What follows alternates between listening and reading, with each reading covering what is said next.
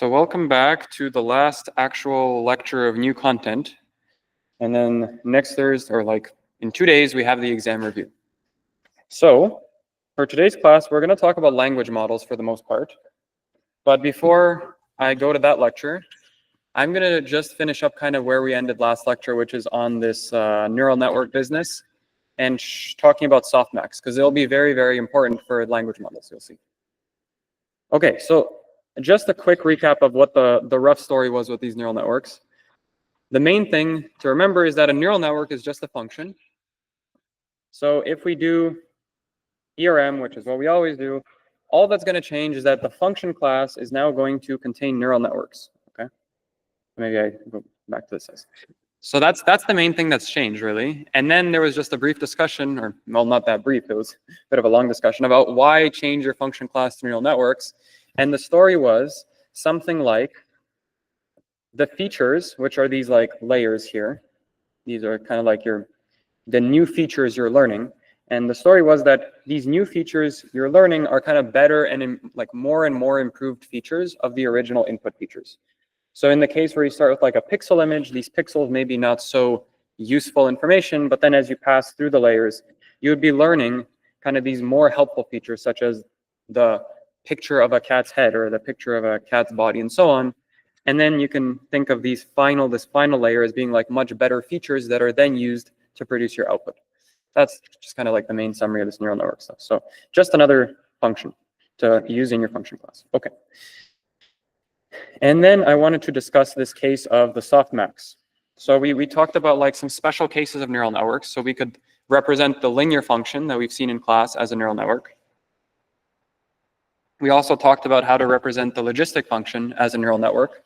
You just apply the logistic activation on top of the linear function. And now I just want to talk about this softmax thing and just this kind of, like, we're going to talk one more time about like what softmax means, because maybe there was some confusion before, and it becomes very useful for language models and how it can be thought of as a neural network. Okay. So first, I'm just going to remind you what a softmax is, and then I'll go into even more detail in a second. But there was this softmax function. It took in some amount of numbers, right? So there would be like, here you take in 3 numbers, or you could think of it takes in a vector of size 3. In this case, this would be the case since there's 3 classes. If there's 3 classes, it takes in 3 things. This thing itself produces a vector. And what does that vector mean? That vector you should think of as like the probability of each one of those classes. And it was represented as this kind of like function here. This would be like the first index and so on. And we're going to write out this explicitly in a second. But what I just wanted to see is that each one of these probabilities, so there's the probability of the first class, probability of the second class, and third, is dependent on all 3 of these previous like linear functions, okay? That's the key thing to note. Okay. Now suppose we try to implement this with a neural network. Like the very first attempt you might try is to do this like 1-layer neural network thing we've seen before. Because you take in feature, clearly we're going to take, this is the input. We're going to take in this feature, and somehow we need to output this vector of probabilities. And quickly what you see is, okay, let's write out what the equations are for this guy. This is the first activation, the second activation, third.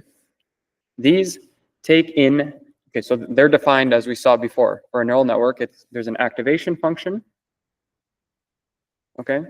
And it's going to take as input the linear, or the dot product of the feature vector with its corresponding weight. So these would be these blue lines. That's this input. Okay, so anyways, this is what A1 has to be A2 and A3.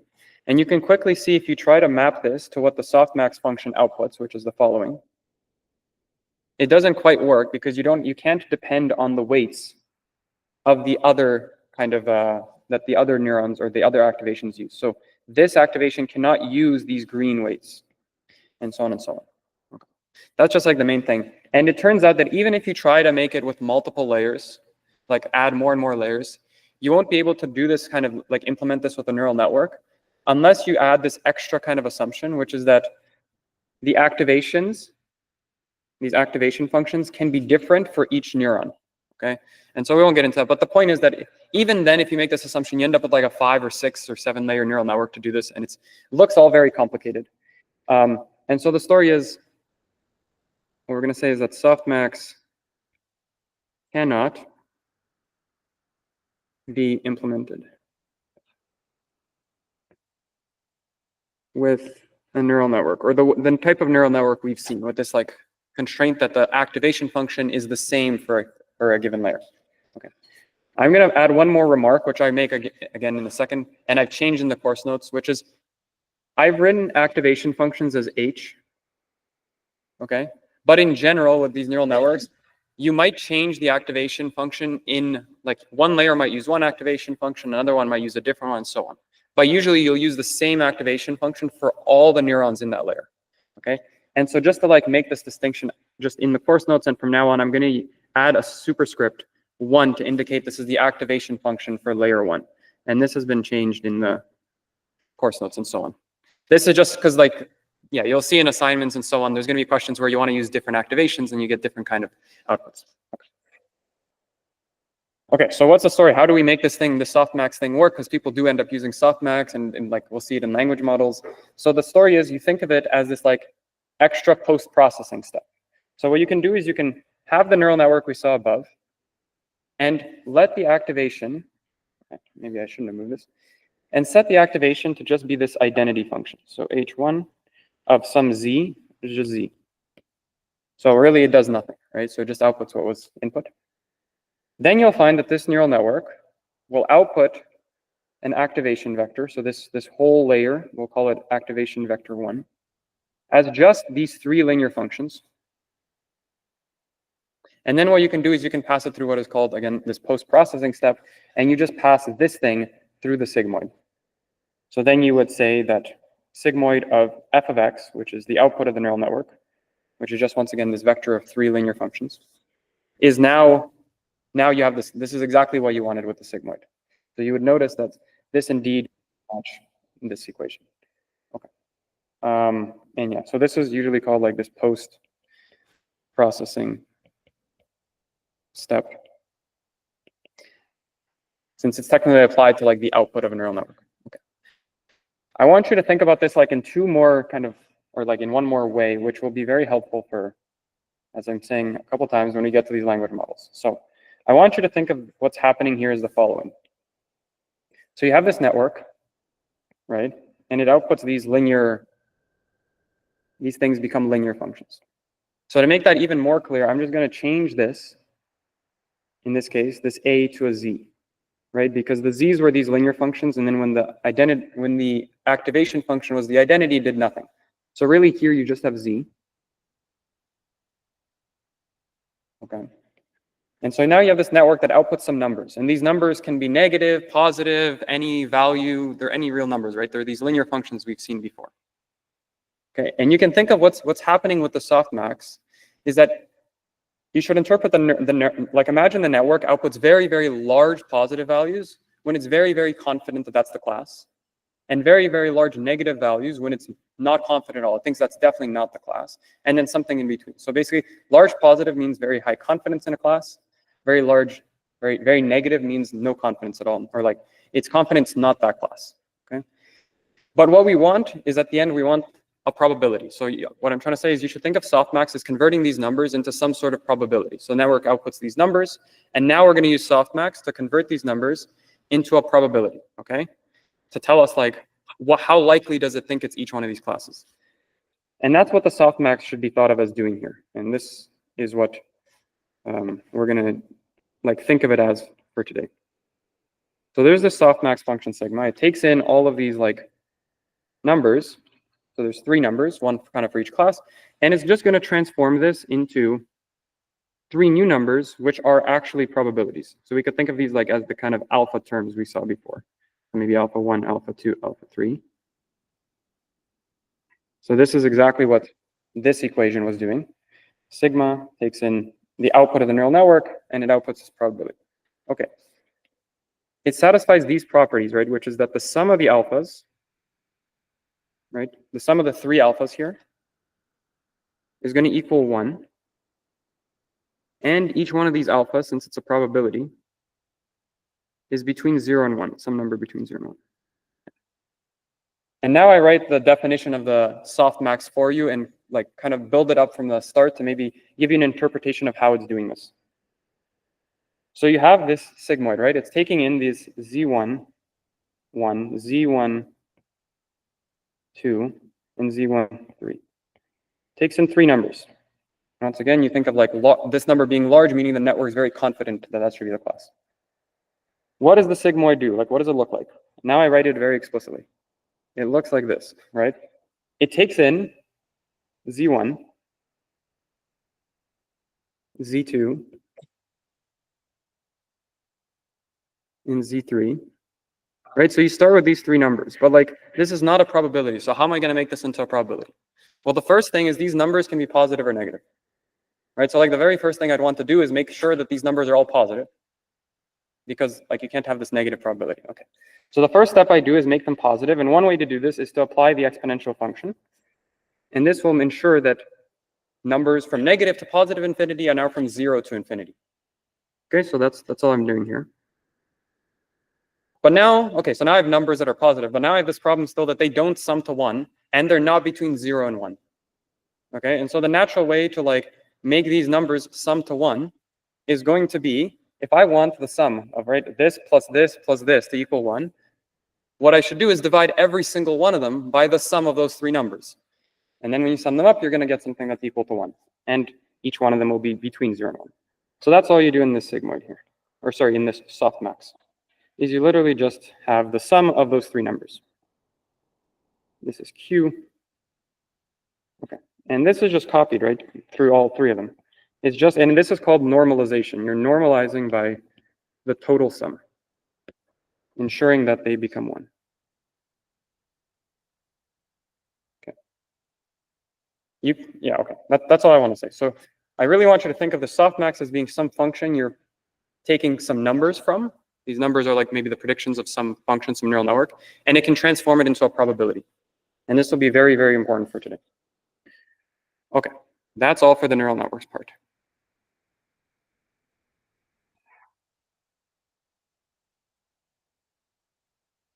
And there's like a question, why can't we use W2 for A2? And then I guess the answer is W2 is a vector, A2 is a number. So you need to like do something with it to get a number. Okay, so now let's get into this lecture called language models. Okay, and to start the lecture, I felt like there was, especially with this neural network stuff, there's a kind of a few pieces, and by a few I mean at least like 5 or 6 pieces of terminology that's used in machine learning world, or that I use here, and maybe doesn't exactly line up with the notes, and so on and so on. So these are just some important like kind of notes or terms or facts that I think would be useful for you to just know. It's not really, I guess, it kind of just like, anyways, you'll see what I mean. So there's, I mentioned a bunch of like useful facts kind of before we get into language models. Oh, one other note is that I added like this video summarizing these different types of errors on YouTube. This is for the evaluation chapter. Just in general, there might be sometimes I upload things on YouTube. You can check there. And it's also added to like the course website kind of at the bottom of the schedule, these links. Okay. Okay, now let's get into this business. So as I said already in the last thing, I changed the activation function to depend on the layer. So each of these activation functions will now have a superscript B, where B is the layer. And this allows for different activation functions at different layers. And this should have said different activation functions. And this is typical, like neural networks will have you allow different activation functions per layer, but very, very rarely will you use different activation functions within the same layer for different neurons. Another piece of terminology, throughout the class, we always call the things our learner outputs as a predictor. Okay, and I think I meant like, I did mention at kind of at the start that these things are also referred to as models. And very, very often, I think way more often actually in like the mainstream stuff, they call what a learner outputs or the thing you get as a model. So these are equivalent terms, so predictor model. And in particular, when we say language models, it's the same thing as saying a language predictor, okay? The model is exactly the predictor we've been seeing in this class. And same with neural networks, they're usually called models, but I call them like a predictor. Anyways, yeah, equivalent. Other things, something I said about last class. So companies, right, like ChatGPT or like OpenAI and Google and so on, they will release their models that they end up training. So their learner outputs this model and they'll release it to the public. And they release it kind of in two different levels of like access. And so the ones you're familiar with is probably these ChatGPT and some other large language models called like Gemini and Claude. These are all like chatbots that you can interact with. These are all released in this black box access manner. And now you can kind of understand what that means. What that means is that, so all these are just like these big complex neural networks. That's what the model, predictor, function from a function class, all the same, right? To define that function or that model, what you would need is the architecture of the neural network and the weights. And they don't give you access to any of this. So they just give you access to inputting some number into the function f, and then it'll spit out something as the output. Okay, so that's how you have access to most of these things. However, there are some companies such as Meta, previously Facebook, and Google that release some open source models. And this means that they would release the architecture and the weights. So you could literally have this, and you could if you, for instance, the architecture, you could actually train your own version. And okay, by train, I mean you could apply like ERM, let's say, on it, and then get your own model, which would have its own weights and so on. Okay. So Llama is like this open source thing released. It's also a large language model released by Meta. And then there's Gemma, which is also by an open source large language model released by Google. Okay, just like, so you kind of know how these things stand in terms of what our course is. Okay, another note. We studied neural networks. And I was just saying the word neural network and neural network, right? Okay. Neural network usually encompasses like a more broad set of functions. But the ones we studied are kind of like the standard, or like the kind of standard neural networks that you start and get introduced with. And they're actually usually called these multi-layer perceptrons. Okay, so the neural networks that we're calling neural networks in the previous class are actually these special kind called the multi-layer perceptron. Okay, that's what we saw with those properties, like the way the connections work and the activation functions and so on. That's what a multi-layer perceptron is.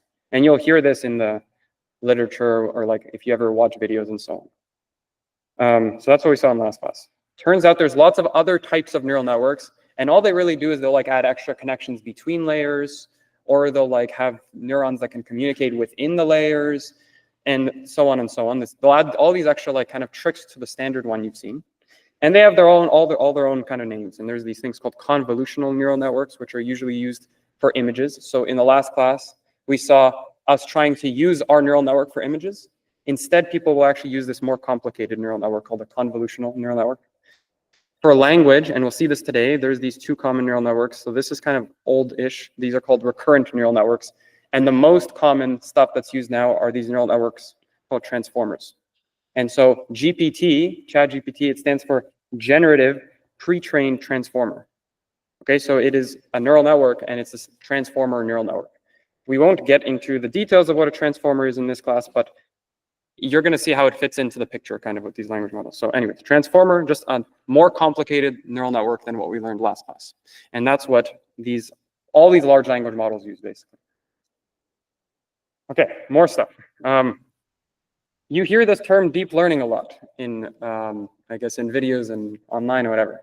All that deep learning means is using neural networks, like you're doing your learning, like we saw with neural networks, but these neural networks are deep in the sense that they have a lot of layers. So the depth of a neural network is how many layers it has.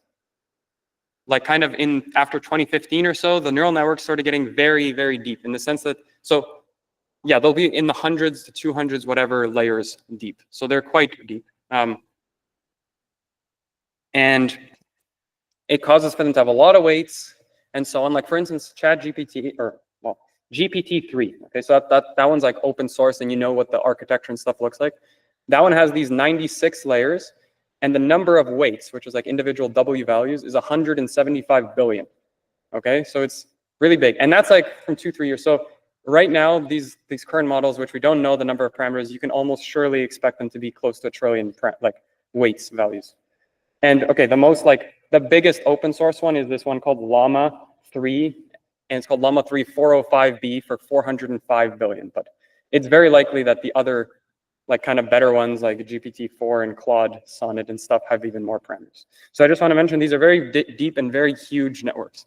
So yeah, they have a lot of weights. Okay, just terms. Okay, another thing is you'll hear this thing of like these neural networks or these models are learning, you know, you hear about this learning stuff. And then just like the way people talk about learning is in the way that when you, so like you can think of, so all these algorithms are basically, all these learners that they use are these gradient descent learners. Okay, so they'll use gradient descent.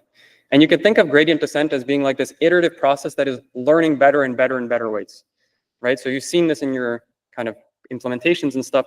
You start with like a random initialization of weights. So you have a terrible model to start with.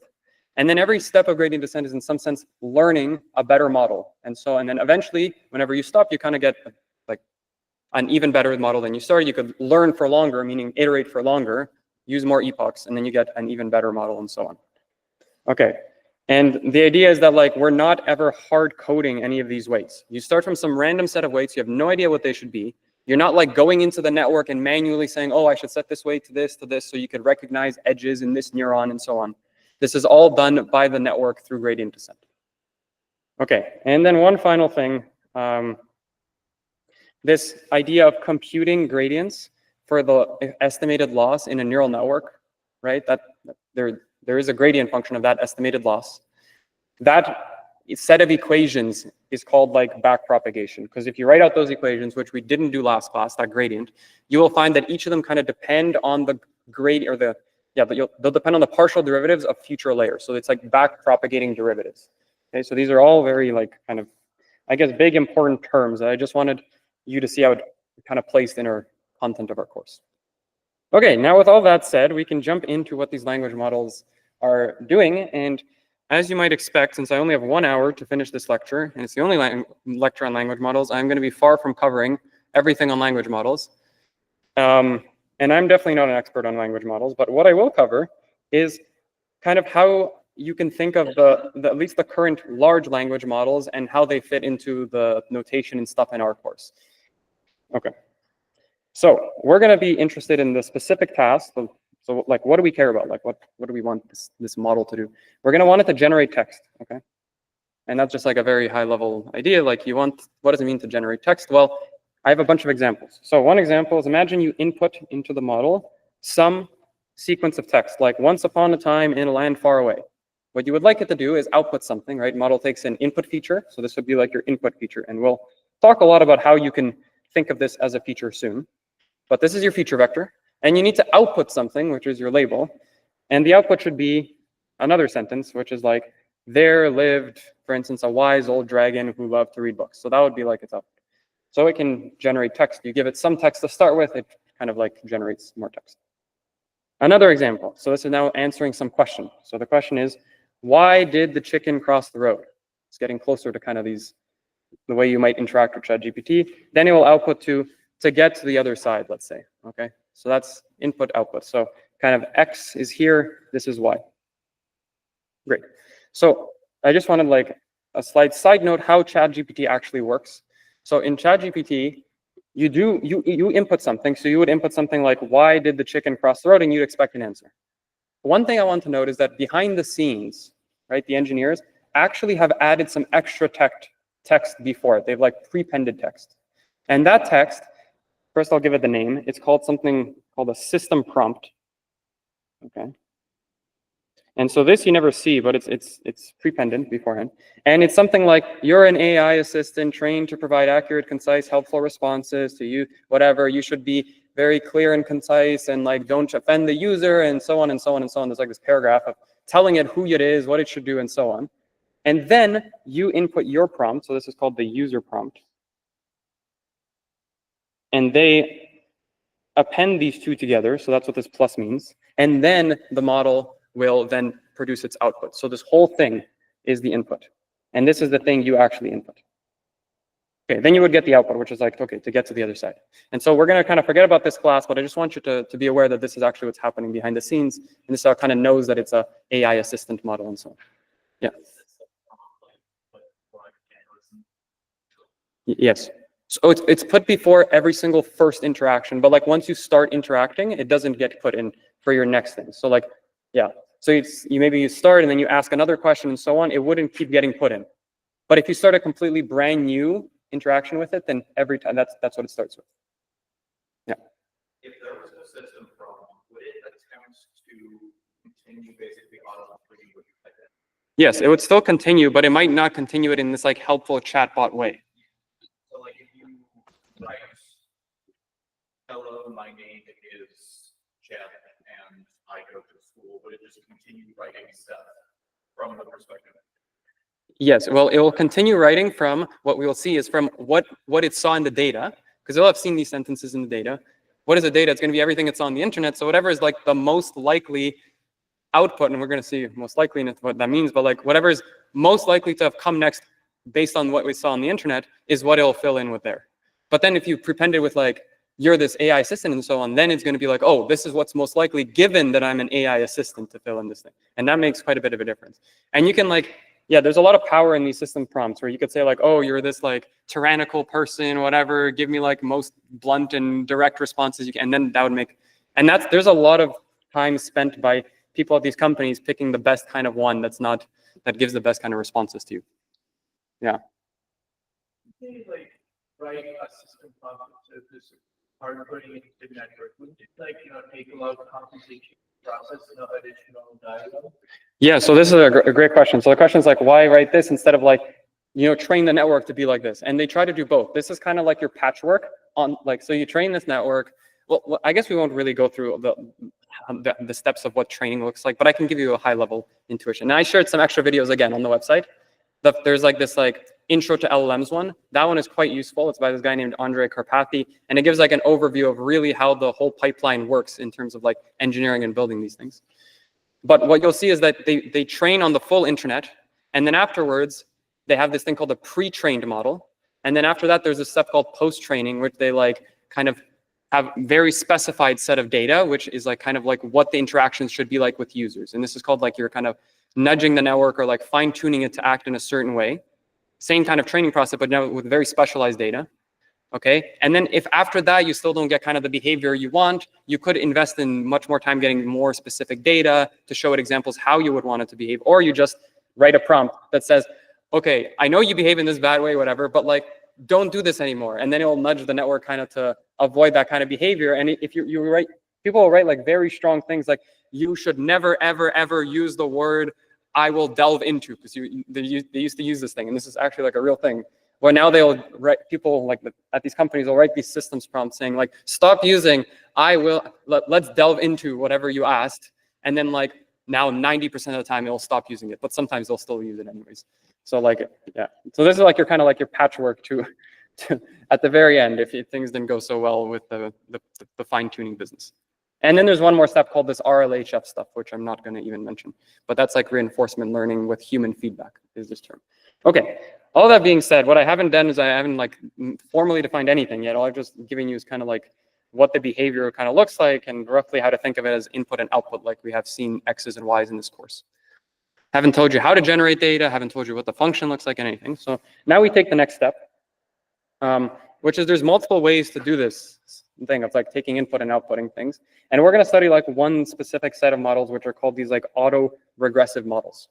Okay, and that's what ChatGPT, Gemini, and Claude definitely are for now. Okay, and so roughly speaking, you should think of these auto-regressive models. And let me just change. Okay. Right, so you should think of these auto-regressive models as being these models that generate outputs sequentially, like step by step, by looking at its previous output plus input. And now I show an example of what this would look like. So it does not actually just output that whole piece of text as you saw. Instead, it's going to output it word by word. And this is why people sometimes will say that these models are just doing next word prediction. And that really is what they're doing. So you'd have this input, and now like, what would your model actually generate? And you see this like actively on the screen. It'll only generate one word. So it would generate like, so why did the chicken cross the road? It'll generate, what is the answer? I forgot. To get to, right, 2. So it just generates 2, okay? Now what happens is it gets another input. And that input is the same as the previous input with one more word appended to it, which is the word you just generated. So its output gets now appended to the previous input. And now it becomes, why did chicken cross the road? 2, and then quotes. So that's its new input. And now it generates another output, which is the next word to this sentence. And so it would generate 2 cross, and that's it. So then you see that on your screen, and it does this quickly, so it doesn't look like it's like doing super slowly one word at a time, but yeah, okay. So it does this, and I do, okay, like dot, dot, dot, you know, it does this whole thing. Then it gets to the very end, and you might be wondering, like, how does it know when to stop? And so to do this, it'll output like to cross the road, period, right? And then it outputs this thing called an end of sequence token, okay? And that'll look like the following literal text. And when it sees this thing, like when it outputs this, then like you know how to stop. But that's the end. It says to stop there, and it won't output anymore. And this thing's called an end of sequence token. Okay, so that's actually how they work. They're going to just like generate next words over and over and over until it gets to the next word, which is end of sequence, and then it stops. So it's not actually generating a whole block of text at a time. And it feeds, oh, a very important thing is that, of course, it doesn't feed this as its input. It would actually have seen my chicken cross the road. Oh, I'm really not the best at English, apparently. So this is to get, obviously, not to cross. To get to the other side. So this would have been its input, which is like all of its outputs kind of appended to the previous inputs. And then it would output the end of sequence. Great. So all that to say is like, what do we want? Like, what are all these models? These models, at the end of the day, as we've seen in this class, are just functions or predictors that have some input and some output. And so now let's try to define what are these things. Okay. So, or what do we want? So we want a model, and I'm going to use model instead of predictor now. Same thing. F is your model predictor. And it's as we've seen always before, you know, you have some set of feature vectors, some set of feature vectors, and some labels y. Okay, but what are these, like, what is this x and y now? Well, okay, so this, any feature vector in this set of feature vectors, like what is this? This is going to be a sequence of words. And then what are the labels, which is like what the model, let's say, outputs. Oh. Right, this is the output of the model. This is going to just be, this is the next word. So that should make sense. That's what we've seen. Like, what I haven't said is how in the world we're going to represent a sequence of words as this vector in RD, which is what we're going to do in RD plus 1. That will kind of come at the end of class. So for now on, just kind of believe that this is going to be possible, and I'll briefly talk about it. And there's the label, and this kind of should make some sense. We're going to actually dive right into that step next, which is going to look very similar to the multi-class classification thing. So like, there's only so many words, right? There's only so many classes. So let's talk about that. What does this set of labels look like? Well, it's just going to be the set of all words, right? And then you might realize, okay, maybe if I want to write a sentence, I need more than just words. So I'm going to need like periods and quotes and other things. So like, I'm going to add punctuation as well.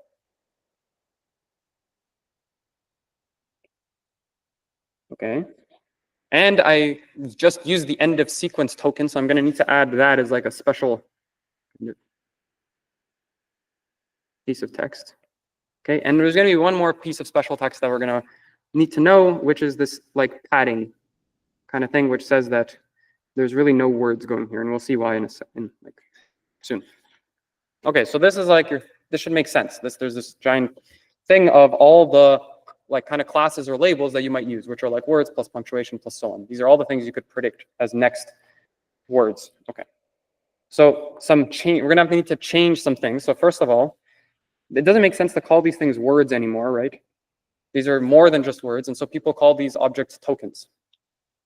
Okay, so we're actually gonna have a sequence of tokens, which includes more than words, like all these other objects as well. And we're gonna predict the next token. This set y, instead of called like the set of labels, people usually call it a vocabulary. Makes sense. Okay. And we're going to do this in the cloud, like, I'm going to kind of jump between these two ways of thinking about it, which of course you could like, so this vocabulary, right? This set of labels has some amount of labels in there, some amount of tokens in there. we're going to use the term, like the symbol k, which we've seen before, like the number of classes, the number of tokens. And so you can think of this equivalently as having each word just being represented by the number 1, 2, 3 up to k. And it turns out here people will actually index things from 1 to k instead of 0 to k minus 1. So we're going to do that. Okay, so there's like, you can clearly see there's a one-to-one relationship between each token and a number. You can think of every token as just some number. And that'll be helpful in some points in the lecture today. Okay, so that's what there is to say about that. And so like now we just need to predict the next word, or like given an input, you need to predict the next class, or like the class, like what is the class supposed to be? We've done this before, right? You can already see where this is going. And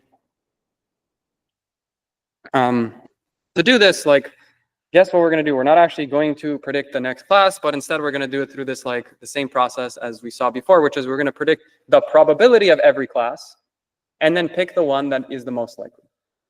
And the reason to do this is because if you try to do this, then the outputs of your model are going to be they're going to be not continuous, is like the proper terminology. So when you try to optimize anything, there's going to be these jumps and you're going to have trouble taking gradients and so on. And this we've kind of seen before. Before we said that the loss is not continuous, but you have problems as well if the model itself doesn't have continuous outputs. So you avoid this by predicting probabilities. So yeah, so the problem here is that predicting discrete labels causes problems with optimization.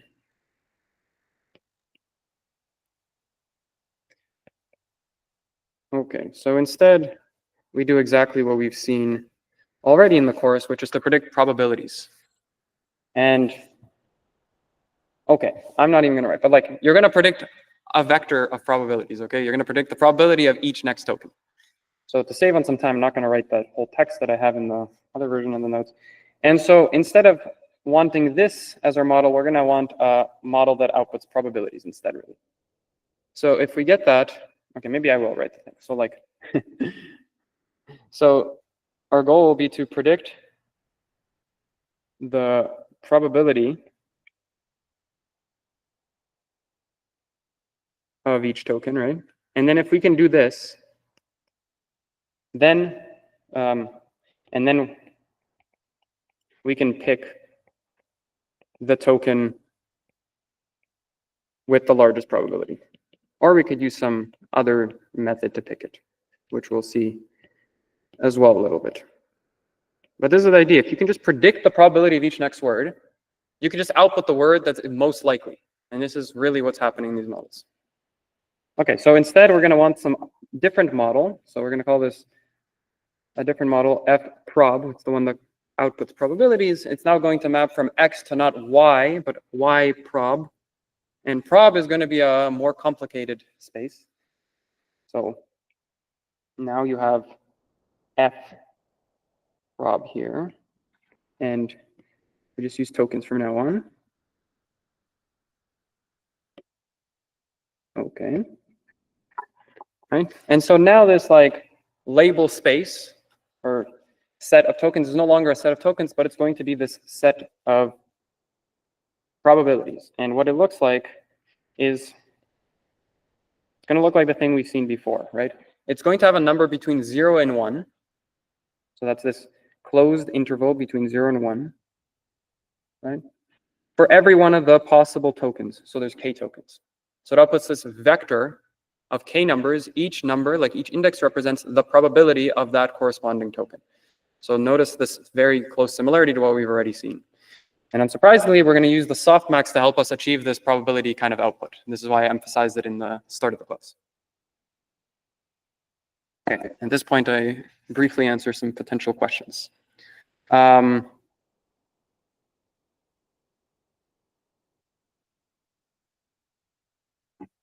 So, okay, I'm a little bit confused, and it's going to take me a while to read this whole paragraph. So maybe ask this on Piazza, but I will continue.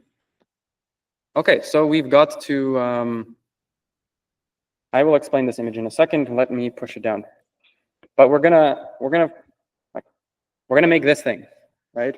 And the way we're gonna do it is we're going to have essentially what we saw in the start of this lecture today, which is we're gonna have some neural network, okay, that's gonna output a bunch of values, k values, and then we're going to put that through a softmax to get probabilities. That should make some sense, hopefully, right? Because you're trying to take as input sequence of tokens, and then you need to produce a probability of each possible next token. Okay, and so, yeah. So we use, let me just put this in words. So we're going to use a neural network. We're going to have this function f neural network, which is going to take in as input like x, which is your sequence of tokens, and its final layer is going to be this, what's called a linear layer. So the activation is going to be the identity at the final layer, such that it just outputs, right? So the activation at the final layer is just the identity here. So it's just going to output a bunch of these like linear functions at the very end. And what you're going to do is put that through the softmax. Yeah, so we're going to apply that. So that's what's going to happen. So that's what this picture shows. Okay, so let's look at this. So at the input, you get the sequence of tokens. You put it through this neural network, and it outputs this thing here. What we saw at the very start of today's class is a single layer neural network example, right? Where this thing was just literally vector of x's, and it produced this thing right after. You could imagine putting some layers between that process, which is what actually ends up happening, and I'll talk about this in a second. But this is a very important part. But this is like, yeah, a very key step. So you take in this sequence of tokens, you have this like very complicated function, okay? And then that thing spits out at the end k, right? There's k, 1 to k numbers. These are numbers from negative to positive infinity. And then you apply a softmax to make these numbers probabilities, okay? And you interpret this as if one of these numbers is very, very large positive, then what you find is that with the softmax, that the probability will be very, very close to 1. And if it's very negative, then it's very close to 0. So very unlikely that's the next word. Okay, so that is, and somehow I've lost connection, but I do think I'm still connected here probably. Well, we'll see what happens. I'm just going to continue. Okay, so yeah, so you have the softmax and so on, and we're going to call this whole thing, okay, like, so far I've defined this neural network thing, but like, I wanted this, f probability. So where is f probability here? Well, it's just like, exactly this rectangle. So it's this, right? This would be what f prob is. Takes in as input x, outputs vector of probabilities, k probabilities. So f prob for some input x, that's not an x, is equal to just the softmax applied to the output of the neural network. And this is exactly what we've seen at the start of today's class. The only difference was this neural network was one layer at the start of class. Okay, and of course, this softmax guarantees that these things sum to 1, their probabilities, and so on and so on. Okay, so here's an important, like at this point, we've actually kind of covered a very large part of what's happening. And at this point, you can kind of understand exactly where a lot of the innovation and stuff happens and these like new models and transformers and stuff are used. So for example, what are these neural networks? So at this is exactly where these networks, so for example, some examples of this f of neural network thing. Maybe put the dots here. And this is exactly where the transformer comes in. So like this neural network here would be something like a transformer. This transformer is like a architecture or a type of neural network that was first like published in 2017. That's what all these networks use. Before that, wow, apparently I got a little excited and didn't finish writing. Okay, transformer. Before that, people used what are called recurrent neural networks for this. And abbreviated RNN. And in this branch of stuff, there's other things called like GRUs and LSTMs and so on, just some words. But this is where a lot of the innovation is like, what do you pick for this neural network here, and which one's kind of the best, and so on and so on and so on. Okay, so this is a good point to ask if there's any questions before we get into really studying how are we going to represent our input sequence of tokens as a vector in RD+1, and talk about how to think about it and stuff like that. Because this is really the structure of what's happening with these language models and so on. And like, yeah, once you have this, you can produce next words over and over and over again, right? Like, you just keep picking the probability that's the most likely and you get a sentence. I don't know why I can't join. Okay. So is there any questions? Yeah. Make sure that that probability just gives you the probability of each one of your classes. That's all. Yeah. So it outputs a vector. The vector has k numbers. Like number 1 would be the probability of the word associated with the first index, right? This is why there's this word is associated with k numbers. So then like the first index, meaning this guy, probability of the first word, whatever your first word is, probability of the second word, and this is the probability of the kth word. And usually, okay, kth, I should say kth token. And usually people order like the tokens, well, at least the words from like alphabetical order. So like the first, I think, word in the English alphabet is like this word called aardvark or something.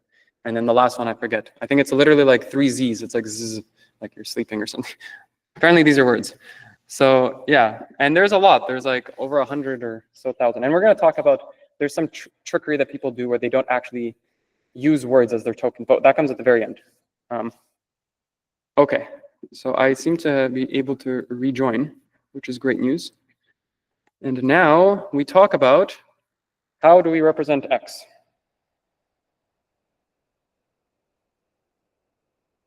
Yeah.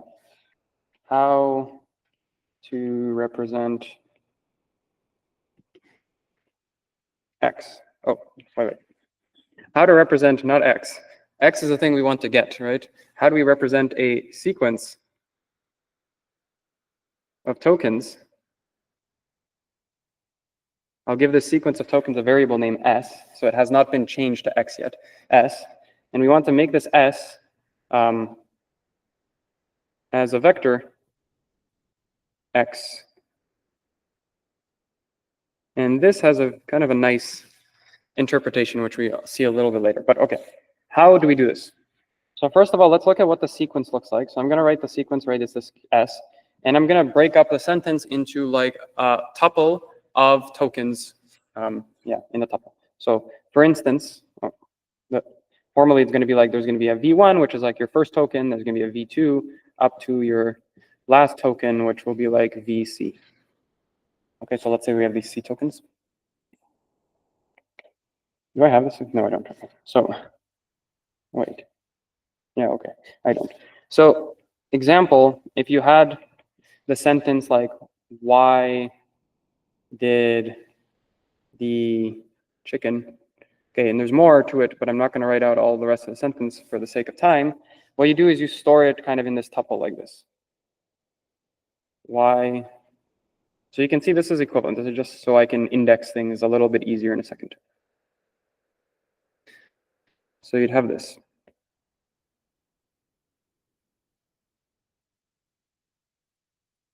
Okay, but still I don't have any vector in RD or anything. I just have a tuple of words or tokens. So how am I then going to do this? Well, I might not make you guys too happy with saying that there's just some function, okay, for the purpose of this class so far, called an embedding function, okay? And this embedding function is just going to do it for you. Okay, in the sense that you might think, okay, like the first thing is like you want a function that takes in this whole thing and produces a vector. But notice how like every one of these, oh, there's a missing quote.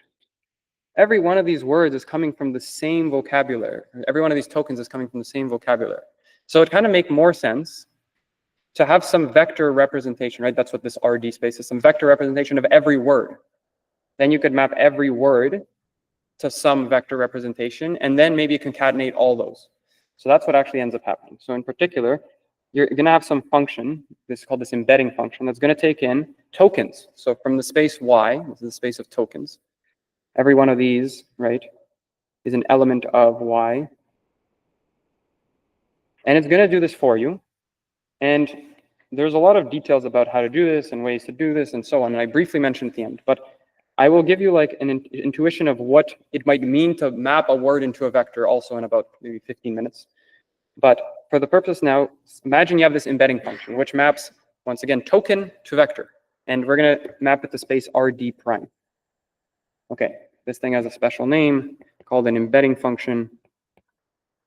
The vector representation of a token is called its embedding. Okay, great. And what we are going to do is we're going to assume this is given.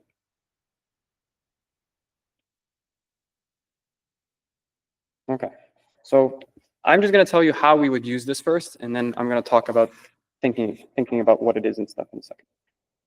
Okay, so here we have a completely useless page, and I will remove that. And now we have the picture. Beautiful. And so let's talk about the picture.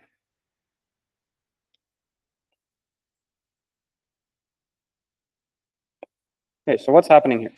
So on the right, you literally have what we saw before, which is fprop, right? What does fprop do? It takes in as input this x, this feature vector, which I assumed we had before. Now this whole thing before is going to produce this for us. But I've assumed we had this thing. And then it just produces your probability, right? This alpha vector, which is this length k vector of probabilities. So what's left is to describe what's on the left side, which is this process of producing the x vector, the feature vector. So how am I going to do this? Well, I have this embedding function, which are, right, functions here are all represented as squares. Maybe that's an important part of the schematic. Function, oh, let me make this bigger. So embedding function E, and the embedding function takes in a word or a token. And I have a sequence of tokens, so C tokens. So I'm going to need to pass in C tokens through the same embedding function to get C embeddings. So token 1 goes through embedding function, produces embedding 1. You're going to have the same embedding function up to here. And once again, the Cth token goes through the embedding function, produce the Cth embedding.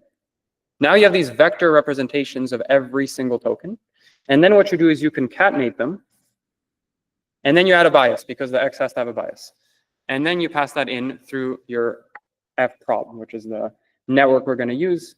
Okay, now I've used a new word. Instead of model or predictor, I just said network. This is another term that people use. So I'll say it passes through this model, which we've already talked about above. Okay, some observations. You can take this whole kind of block here and define like a more kind of high-level function, let's say E bar, which takes in a sequence of tokens and produces a feature vector. So I've described the inner workings of it, but like at the end, you really just want just this thing. I'll describe it as well in a second. Okay, so yeah, what does E bar do? So E bar is taking in a sequence, right? That would be that sequence of tokens S. And it's producing a vector, a feature vector X, right? This X lives in this like space of feature vectors we've seen. And this space is R of D plus 1. And so now the question remains, which is like, what's D? Well, D is going like here you've concatenated you've concatenated C vectors, each of dimension D prime. So D becomes C times D prime. Okay. Important observation. With this kind of process, you might notice that there's a bit of a limitation. Imagine your sequence is longer than length C. What's going to happen? You might think, oh, I'll just add some more embedding functions here, right? Well, that's the problem because you're concatenating all these guys, and then you're going to get a vector that's longer than before, but your model doesn't expect that as input. Your model always expects input to be D plus 1 dimensional. And so guess what? People don't actually solve this problem. What they do is they just make C really, really large. Okay, so first of all, important name for this, and you will definitely see this with like these big LLM companies advertising, their context length. This is like the max number of tokens that the function can take in. And at the beginning, these weren't that long. Like ChatGPT, like 2 years ago, could take in maybe like, I don't know, like 3, 4, 5 pages of stuff. Now, like these, like ChatGPT could take in an entire book. But what it can't take in is it can't take 10,000 books, let's say. But at some point, maybe it will. So like, but yeah, context length is the maximum length sequence input you can take. And the solution is not to be more clever here or anything. It's really just like make the context length bigger. So far is what people are doing. Yeah.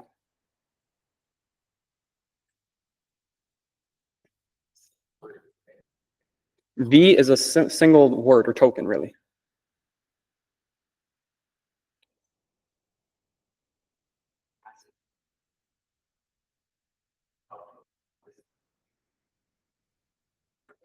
Yes, so the question is, what does E represent? Like, what is passing a word through this embedding function? What does that mean, like producing a vector? And I'm gonna, in like 2 pages down, I'm gonna talk about a visual discussion, and there, it's really beautiful, and I think that should clarify some things. So we'll get into it. But yeah, for now, just take for granted that somehow representing this thing as a vector is a good idea, and it's possible, and that you're gonna do it, okay? That's what you need to take for granted for now. Yeah, but this is an important thing, and it is quite beautiful. I'm excited to get to that step. Okay, so yeah, so with this context length is kind of an important thing because you can't handle anything longer than C. But then you might be like, wait, can I handle anything that's even smaller than C? Like, what if I just wanted to predict the next word, but my sentence that I typed in is not length C? So that's easier to handle, and yeah, so that's easier to handle, and I write how they handle this, and it should make some sense. So to handle sequences shorter than C, what are we going to do? We're going to add a padding token. And enough padding tokens, these padding tokens, so this is where the pad comes in. This is why this needed to be in your vocabulary. Yeah, we add this and enough of them to make the length of the sequence C. And so, for example, say C is 3, but then you decide to input the sentence Y did. So like your sequence was just Y did. And this is because I'm too lazy to make C larger and plug in a longer sentence, like that whole one we saw. Okay. Well, this is length 2. It only has 2 tokens, but C is 3. So what you would actually do is you would map this. This is kind of like another pre-processing step, which I'm not going to draw anywhere. But like what you do is you would pad this with one of these pad tokens at the beginning. And then you would write Y did. And then if like C was much bigger, of course you would pad it with more tokens and so on. And this turns out to be fine. And this is what people will do. So if you type in a very short sentence, it's just like padded. Okay, so far now we've kind of seen the full picture of like how is this model going to, like what does it take in? How do you map a word to a feature vector? And then like roughly speaking, what does this model actually look like, which is this picture here, which takes in this feature vector, which we just described how we're getting. It really just predicts some probabilities through a very, very this is where like the billions and billions of weights are. Outputs of this final thing that's always going to be this dimension, K vector of numbers, and then you apply softmax. Okay, what we haven't talked about is where I'm getting data to do this from, and then like what is the process I'm using to find a good model. And it turns out that this is all really nice. Like, okay, data, like a little bit of details to do, but the process, you should be pleased to hear that it's exactly just ERM with the cross entropy loss. And I'll write that down very soon. Okay, so let's talk about creating this data set now. So suppose you have some, okay, like the idea is like there's a lot of data online. There's a lot of sentences and paragraphs and stories, and they're all different lengths. And like, but you need this type of data that looks like input, right? Like some input length, C, for this, because this is what your thing expects. So it has to be length C, right? And then you need a label, which is like, what's the correct next word?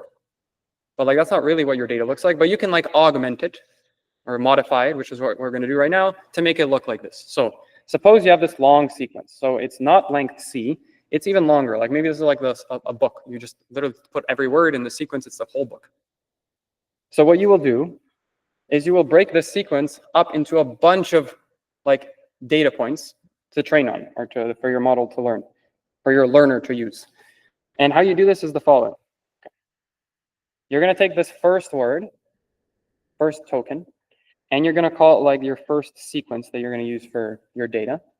And I'm going to show in a second, we're really going to take this and pad it with enough things beforehand to make it length C. Okay? And then the label is going to be this. And I am warning you again, I'm going to slightly abuse a little bit of notation in this section so that you don't have like 7 different variables. So yes, this is going to be your first sequence. You're going to see this is actually just this word, this token padded with a bunch of stuff, so it's length C. Then this is your next piece of data, which would be your second sequence. Also, you'd pad it so that it's long enough to be length C. and this would be its label. So let's just, maybe I didn't mention it exactly. It's like, this should make some sense, right? This is like a sequence you actually see. So it makes some like English sense. And this is input. This is like some set of, well, just one token for now. And this is the following token. So this is actually like the true correct next token. Then you take the case where there's two tokens, so like 2 words, let's say, and this is actually the true next word. So what you would want, or you would expect, is that the probability of this exact token should be close to 1. That's like what you're going to want to force your model to do.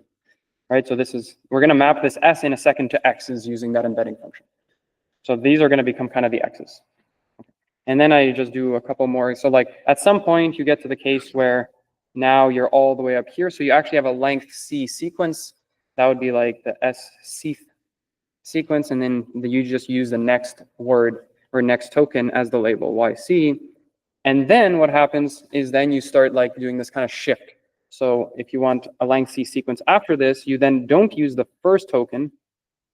So you don't, but then you use the C plus 1th token. So you don't use this, but you now include this. So this is still a length C sequence. This would now be V or S of C plus 1. And this would now be Y of C plus 1. And then you keep going until the end, until you get to here, right?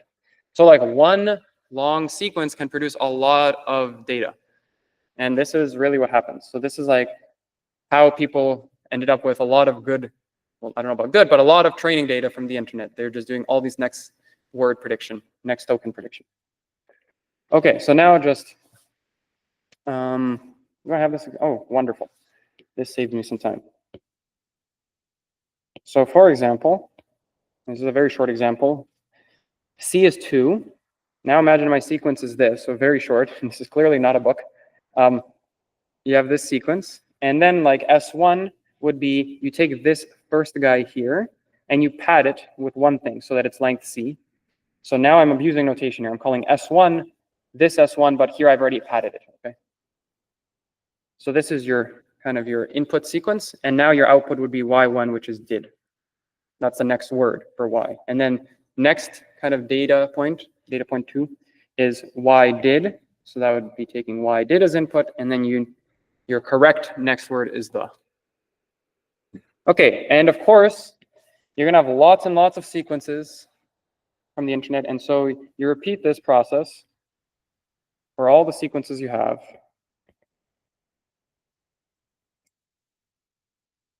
And what you end up with, so I can write this now a little bit more formally, is you end up with like XY pairs. And what do these XY pairs look like?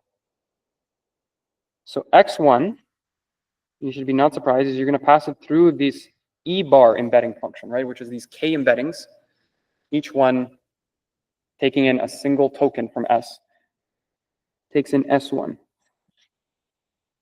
And this, as we saw, gives you a vector in R of D plus 1. So this should make some sense. And then you have X2, E bar of S2, until you get to Xn, which is going to be E bar of some sequence, which is going to be like maybe like the 1 millionth sequence that you have, and it's going to be that last chunk of it. And yeah, so that's what that guy will be of Sn. So n is going to be much, much larger than the number of sequences you probably have, because each sequence can produce a lot of data points itself. Okay, now one more thing, which is the y's. And so y, I'm going to abuse notation again, because y, I need to predict probabilities. Like, okay, I'm predicting like what do I mean by I? The model is predicting a vector of k probabilities, right? My y right now is a token. So there's some mismatch in how are we going to compare these two things. And the way you do this is the way we've seen it solved with the softmax regression set, which is you map these tokens. So these tokens you can think of as just numbers, right, in the set of all tokens. This is where that number relationship is important. So you have k numbers, each number representing a token. What you do is you map that number. So y1 will equal to into a giant vector of length k, which has the number 1 at that index. And this is called this one-hot embedding. And I'm not going to write out what the definition of it or anything, and I slightly abuse notation here, which is I take in the y1 from before, which is like the word. I then think of it as the number that represents that word. And I pass it through this one-hot function, which is going to spit out a vector of length k with the number 1 only at the index of that single word or token. And this you've seen in your assignment. We briefly talked about, well, it's talked a lot more in the course notes. So you can maybe see it there in the softmax regression part. So this thing is going to be a k-dimensional object, and it's only it's of zeros and ones, which of course is like a subset of this bigger space of probabilities, which are these continuous set between 0 and 1 of k objects. Okay. And so then you do this for all the labels. So then you one-hot encode all of them. Y2 up to yn. And now what you get is your data set. So this is wonderful. Now we have our data set, which looks like we've seen many times in this course, which is x1, y1 up to xn, yn. So yeah, this whole page here was about how do we like kind of process the data, how do we create the data set from what we actually end up finding like online or whatever on the internet, which is like these long sequences of actual text. Okay, so that's the processing step. So now we have a data set, and what we're going to do with this data set is use our learner, like use some learner that's going to produce a model that is then this like good model that's used for next word prediction and so on and so on. So once again, what we've seen before is like what a model looks like. So that's what these functions look like. But what we didn't say is like how do we decide what this is? Like how do we pick its weights really, and how do we pick that architecture and stuff? And so that's what this learning process is going to do next, right? Which is takes in data and finds the best weights to predict next words. And that's just like this is it. Like this is exactly what they do basically.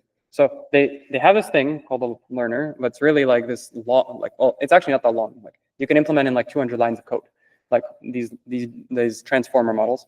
And yeah, it's just trying to minimize the estimated loss. Okay, and there's two things left to define here, which is what is the loss function I'm going to use in here, right? Because if you remember, I guess I've written this like a million times, but L hat of f is equal to 1 over n sum I equal 1 to n of the loss function of f of xi yi. Wow, this is really ugly. But that's that. And you need to define this loss function. And then you need to define your function class. That's all that's left. And the function class we've already seen. Like since we know what the output model looks like, we know that's the models we're searching through. The only thing that's changing between these is the weights. That's what we see in the last class, right?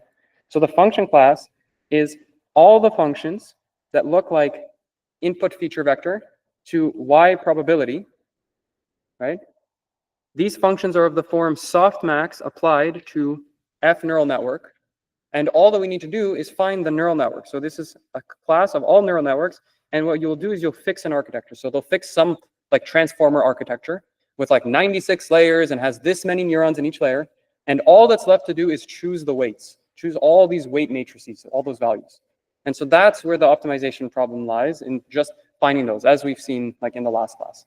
And after you run this gradient descent for very, very long, like they literally run it on like for days and days and days, and spend, I think it's like hundreds of millions of dollars is spent just on the computation, like energy resources and GPUs and stuff. Then they finally get an output of gradient descent. So they run it for many epochs, and they finally get their final weights. And when they use those final weights in their model, that's their final thing that they're releasing and they're letting you use and so on. And the last thing to specify is the loss, and you just use the multi-class cross-entropy loss, which we've seen before. Yeah. If you had infinite compute time, would optimizing over the architecture also be an option?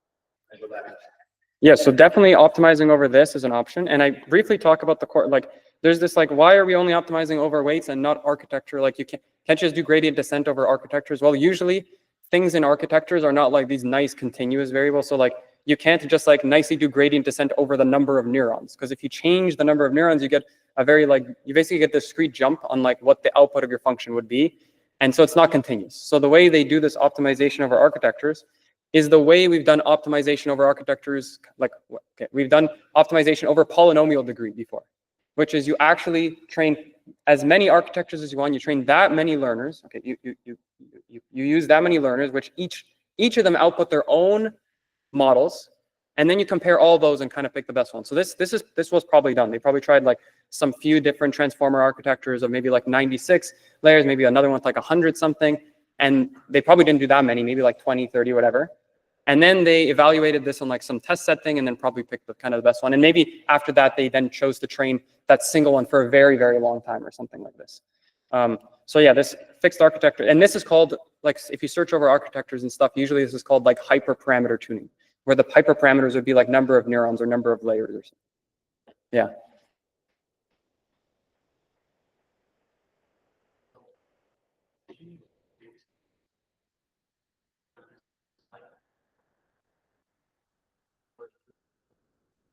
Yeah, so the form of the features is exactly as, and that's what the next slide is going to be, which is interpreting the concatenation of, well, interpreting each one of these. But this thing is a concatenation of all these. So it would be like this x vector. It's kind of like the giant vector where you place a bias of 1, and then you have E1. Okay, I'll write it in like maybe a more visually appealing form. So it's like E1 as a vector. Okay, maybe that's not that appealing. So you have E1, then you have E2, all the way up to EC. So you have the giant thing. That's what that is. It's just like this. That's what the concatenation means, is you stack them all as one giant vector. And then, yeah, that gives some information of like where it is in terms of this, the order of the sequence and so on. But what's really left is to interpret like, what does this vector mean, which is really what's going to happen next. So maybe I do that next. And I guess we don't have that much time, so I should probably get moving. Okay, so this is the story of these embeddings. And it's kind of cute. So you have this embedding function which takes in a token, and it's somehow going to produce a vector from that token. Okay, and now here's the story of interpreting some examples of tokens being mapped to vectors. Obviously, I'm going to pick d prime equal to 2 because I can't really plot anything bigger than 2. But in reality, these things in, for instance, GPT-3 is like 12,228 dimensional. So it's quite large. Okay. So here are some examples, some case examples. So one thing is like you might look like, let's look at the word big. All right. So the word big is a token. It gets passed in through the embedding. You get some vector in 2 dimensions, which would be like this vector, right? This is this vector. You can then look at another word, might be a synonym to big, such as large, maps to another vector. What you will find a lot of the time with these embeddings is that they are very close together. So synonyms of words will be vectors that are very, very close together. Okay, so one kind of nice property of these things, of thinking about them as vectors. And here's the like kind of the fun analogy. This is called the analogy examples with these embeddings, which is if you take a word such as like, let's say man, right? That has some embedding. Maybe that embedding is close to king, but that's not what I want to focus on here. So you have man. You can take another word such as like woman. It has its own embedding. Maybe it's kind of close because they're both humans, but they're different sexes, so they're not that close. Okay, but what you can do is there's some sort of like understanding of the direction of moving from a man to a woman, let's say. And you can do that by taking this vector, which is the difference of the vector, the woman vector to the man vector, right? So this would be like this guy minus this.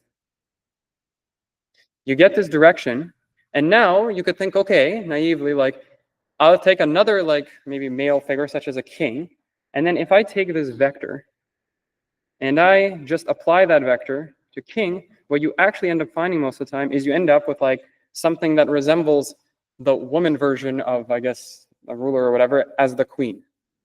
Okay, so there's this notion of, like, directions in this vector space of embeddings and stuff. If you take differences of things, you can move between like analogies of terms and so on and so on. Okay, so you can kind of already see how like within a network, if you have this kind of representation of words, you can imagine like how you can add vectors and so on to then move to new tokens and then represent what the next token might kind of be. And there's a lot of like great videos, and I shared another one as well in this course of like visualizing how all this motion kind of works with this next word prediction, where you start with like some words and then they get manipulated to then predict what the next word is and so on. Okay, and one more example. So if you like have France and then its capital is Paris, then for instance you might you might take this like France, you get the direction from Paris to France, and then you're like, oh, maybe I only have Italy, right? And I don't know what this is, so I've drawn it so I didn't have to draw it now. But like if you just had this embedding, then what you could do is you could once again like take this vector, apply it to Italy, and you would find that this vector here is very, very close to the actual vector of Rome. And you'd be like, oh, I can find what Rome is and stuff. So this is like really what happens in these spaces of vectors and how you can think of words as vectors. And it turns out this works out very, very well. And what I haven't really told you is where you're going to get this embedding matrix from. Or, okay, it turns out this is actually represented as a matrix. It's like, yeah. But you can think it's just a function. So where are you going to get this embedding function from? And there's kind of two ways, which is, okay, so that gets into the final notes about language models. And I guess I have just enough time to do it. Okay. So this embedding one's very interesting. So there's a lot of work in early language modeling stuff. It's called natural language processing, is like this whole field, that people like just focused on getting good embeddings of words. And kind of a lot of these like early language models, they would use just stuff that those people did from the past. So they would just use like, they would take an embedding function as given and use it in the network in exactly the way you've seen me show you today. So you don't, you never, like you just take this embedding function and use it directly. And you just assume it's good, someone's learned it or found a good one for you and you're just using it. Turns out in these new networks, like for instance, once again, GPT-3 and many of these ones, and in these, yeah, like they will actually learn this function as part of the optimization. So you represent this embedding function as this giant matrix that maps what's going to be the words, now represented as one hot vectors, to vectors in RD prime space. And that's just a matrix of weights. And you'll actually learn those weights as well alongside the rest of the neural network. Okay, so that's what actually ends up happening. And so you learn what is called, like you'll learn this embedding function, but specifically for the data set or the tasks that your specific problem cares about. So that is like, obviously would be better if you can do that than if someone just gives you some embedding function, which was maybe trained on, let's say, only medical text or something like this. Okay, so that's what happens. But obviously showing that in the pictures early on would confuse. And also, like, there's just one note because like that kind of looks funny because you have the same thing repeated here. And so, but yeah, it's the same thing being trained simultaneously to do all these things at once. Okay, some other notes. Yeah, so turns out people in their vocabulary, right? We said these tokens, they're like these words plus punctuation plus so on. Turns out this is what people used to use, but they don't actually use that anymore. And a lot of the time what one option you might think is like, okay, instead of words, let me use characters. So I'll break things up into just characters and predict next characters instead of next words.